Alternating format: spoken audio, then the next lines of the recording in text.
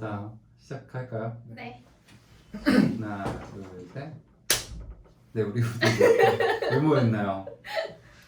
오늘은 저희가 지금까지 했던 제기를 2019년도 결산을 하기 위해서 네.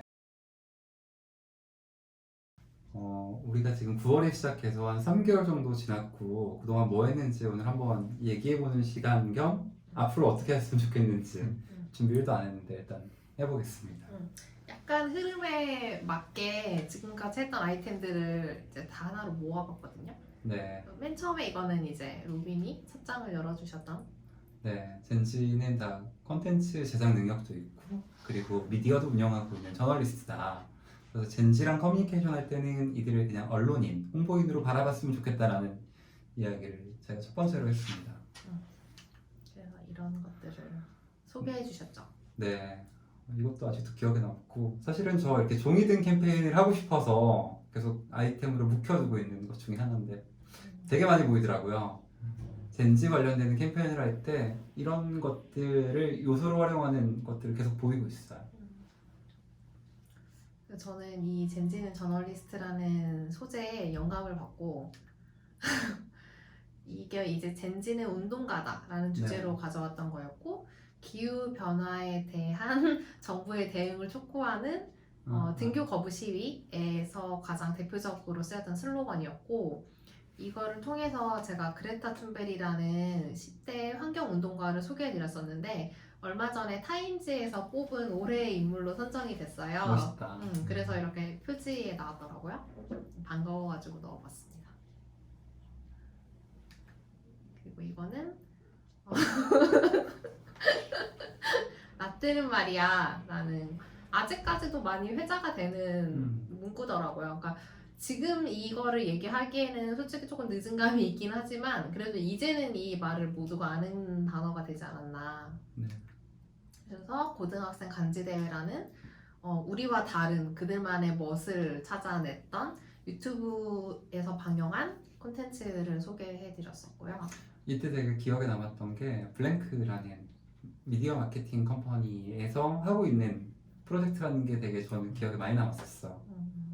블랭크와 유튜버가 만나서 시너지를 일으켰던 콘텐츠였죠. 네. 그리고 저희가 이제 몇 가지 앱을 또 살펴봤었어요. 근데 그 자세한 내용은 가족이 좀 복잡해서 지금 맨 왼쪽에 있는 게 뭔지 알아요? 젠리. 맞아요. 젠리. 젠니. 그리고 우리가 이제 로빈이랑 콜린이랑 같이 해봤던 띵. 그리고 세 번째는 뭐 워낙에 많이 지금 마케팅 시장에서도 그 주목받고 있는 틱톡이라는 앱. 살짝 언급을 했었죠. 메신저로. 틱톡은 되게 흔히 요즘 많이 쓰긴 하는 그 스낵컬처 영상을 위주인 그런 컨텐츠 SNS를 기반으로 한 그런 어플이고요. 젠리 같은 경우에는 일반 메신저 앱인데 일반 저희가 주로 많이 쓰는 카카오톡 이런 거에 비해서는 조금 더 다이나믹한 요소들이 많이 있고 구조적으로도 좀 더 단순하고 근데 실제로 보면은 여기서 제공하는 서비스 중에 뭐 위치 기반 서비스를 제공한다든지 그런 부분이 좀 특징인 그런 어플이고 최근에 이제 10대들이 완전 젠지 세대 중에서도 10대들이 많이 이용하는 어플로 이렇게 이용되고 있어가지고 그때 한번 들고 왔었어요. 젠니 기억이 나서 내가 다른 그룹이랑 젠니 얘기를 했었는데 회사의 동료들끼리 같이 약간 TFT처럼 써본 경험들이 좀 있고 생각보다 데이터가 엄청 빨리 난대요. 배터리가 빨리 난대. 위치를 계속 전송해줘야 되니까 그래서 막상 친구들이랑 놀고 집에 갈 때 배터리가 없으니까 좀 쓰다가 안 썼다는 얘기를 들었었어. 근데 약간 연인들끼리는 안 해야 되는 약간 불가침 조약 같은 거라 그러더라고. 이 어플을 쓰지 않는다? 좋을 게 없죠. 그래서 조금 더 캐주얼한 관계에서 쓸 수 있는 어플리케이션이라고 들었어요. 위치 기반으로 그런 수셔를 계속 한다는 개념 자체가 아직도 저는 되게 신기하긴 해요. 맞습니다. 젠니가 프랑스 회사였다는 것도 난 신기했었고 이거를 찾으면서 보니까 외국에서 되게 많이 쓰더라고요. 결과론적으로 우리 데이터는 다 프랑스 회사에 넘어가요. 한국의 젠지들의 이거는 이거는 이것도 A 좋았는데 콜린이 이때부터 발표를 되게 잘해줬어요. 그건 그걸로 되게 기억이 남는데 제가 썸네일도 잘 만들고. 성공을 입힌다라는 말이 콜린의 성공을 입혔네. 어떻게 저도 좀 성공을 입게 된 것 같은데 에블리로 인해서 크리에이터를 중심으로 한 그 쇼핑몰 플랫폼 그런 어플인데 되게 저건 또 되게 우리나라에서 지금 엄청 핫하게 떠오르고 있고 다운로드 수도 되게 많아지고 있고 그런 어플이 그래서 되게 크리에이터랑 이제 뭐 쇼핑몰을 그 협업하는 그런 시스템도 좋았고 되게 그냥 일반인들도 쉽게 셀러가 될 수 있는 그런 구조인 점에서도 되게 좀 눈에 띄는 그런 어플이라 한번 저는 주제를 들고 왔었어요. 그 이때 그 살짝 언급했던 염다가 아, 요즘에 그쵸. 또 완전 화제가 됐잖아. 염따가 요즘은 역사가 왜 기억이 안 나지? 저 성공을 입힌다라는 말이 이제 저희 염따의 그 유행어 같은 그런 나 성공을 입어봐 이런 얘기를 하는데 그 염따가 요즘 또 딩고 프리스타일이 되게 인기가 많잖아요. 거기서 이제 84년생 래퍼들이랑 같이 막 곡 만들고 그런 작업하는데 거기 염따가 또 되게 엄청 재밌게 나오고 있어가지고 또 그 컨텐츠도 되게 인기가 많고 약간 그- 플렉스랑 비슷한 네 느낌. 같은 사람이 그거 만든 그거. 유행어.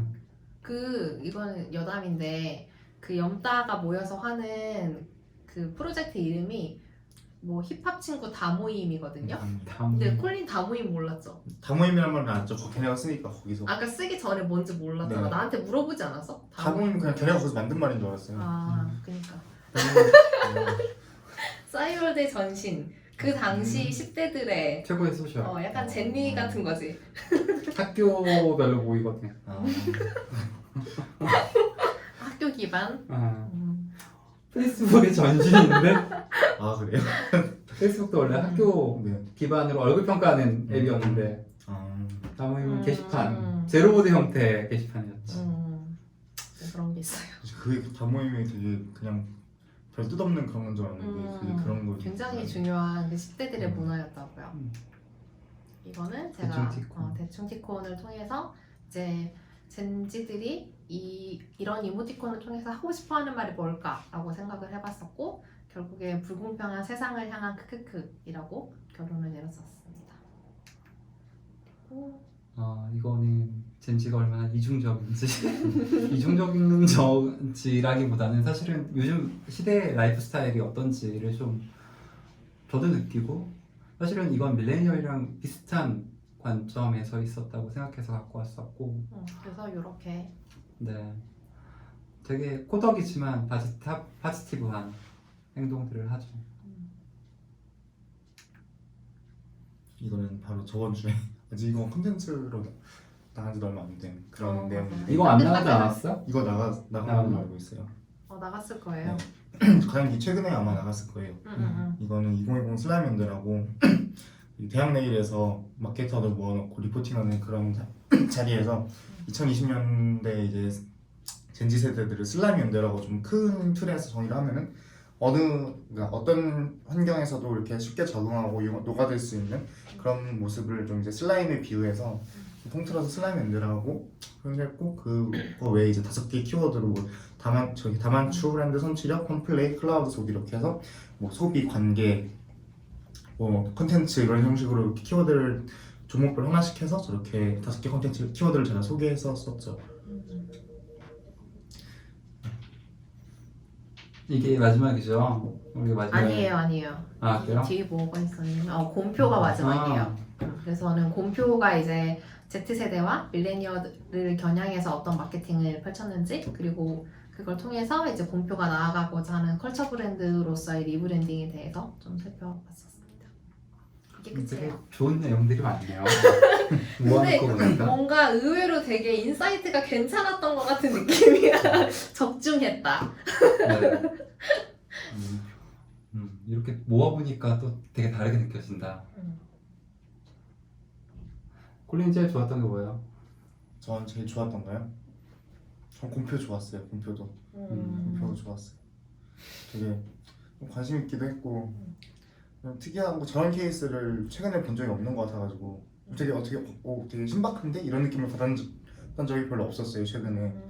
근데 이게 좀 그랬던 사례인 것 같아서. 곰표 보고 곰표 패딩 가격 알아봤거든요. 얼마야? 저거 17만 원이었나? 아니야 12만 얼마야. 12만 원 그 정도. 되게 살만한 가격이구나. 12만 원 정도면 한 시즌 있는 패딩으로는 뭐 스키장 갈 때 스키복 입으면 좋을 것 같고 진짜. 자수님 뭐가 제일 좋았어요? 저는 많이 다 좋았던 것 같은데 저는 개인적으로 그레타 툰베리가 되게 인상이 남아서 그레타 툰베리 올해의 인물. 저는 콜린 걸로 남의 걸로는 콜린이 했던 메신저가 좀 기억에 꽤 남았었어. 둘 다 모르는 메신저였거든. 네. 페이스북 말고는. 그래서 되게 메신저가 저는 꽤 중요하다고 생각하는 게 계속 붙어 있을 수 있거든요. 그리고 계속 확장될 수 있고 카카오톡도 사실은 지금 카카오가 될 때까지 메신저 기반으로 시작을 했던 거여서 메신저를 점령하는 자가 플랫폼을 점령한다고 생각해서 그게 좀 기억에 남았었고 전 맨 처음에 했던 젠지룸 저널리스트가 꽤 기억에 남아요. 저거를 컨텐츠 준비하면서 되게 많이 공부했었거든. 그래서 저게 그 두 가지가 제일 기억에 남네요. 나머지도 다 좋았는데. 이게 그리고 뭔가 영상으로 봤을 때는 이렇게 한 명씩 발표하는 것도 좋은데 확실히 여러 명이 같이 좀 대화가 있는 게 좀 보는 입장에서 재밌게 느껴지긴 하더라고. 그래서 띵도 재밌었어요. 아 맞아요. 올해 마지막인가? 네. 올해는 그쵸. 올해는 이제 휴가랑 이런 것들이 휴가고. 있으니까. 휴가 보내주시죠 대표님. 휴가는 저희 알아서 가는 거 아니에요? 우리 아우팅 가자. 네, 그래서 내년에 뭐 비슷하게 하겠죠. 지금보다 조금 더 잘 할 수 있을 것 같아서 이제 지난 3개월 동안 우리가 어떻게 컨텐츠를 만들면 되는지를 좀 트레이닝을 좀 했고 예전보다 좀 덜 부담스럽죠. 네. 준비하는데. 맞아요. 그래서 좀 더 자주자주 재밌는 얘기를 많이 했으면 좋겠습니다. 아직 못 올라간 콘텐츠도 네. 콜린이 올리기로 한 것들 있잖아요. 아 맞아요. 젠지 초대석이랑 맞아. 예고편까지 만든 떡볶이집 탐방. 떡볶이 탐방 할 수 있나? 우리가 한 게 없어. 자막도 안 들어와, 음성도 잘 안 들어왔을 네. 것 같은데. 맞아요. 아니면 초대석 뒤에다가 살짝 붙여봐 어떡해. 알아서 하시고요. 그러면 저희는 내년에 뵙겠습니다. 젠지는 어떻게 인사하지? 안녕.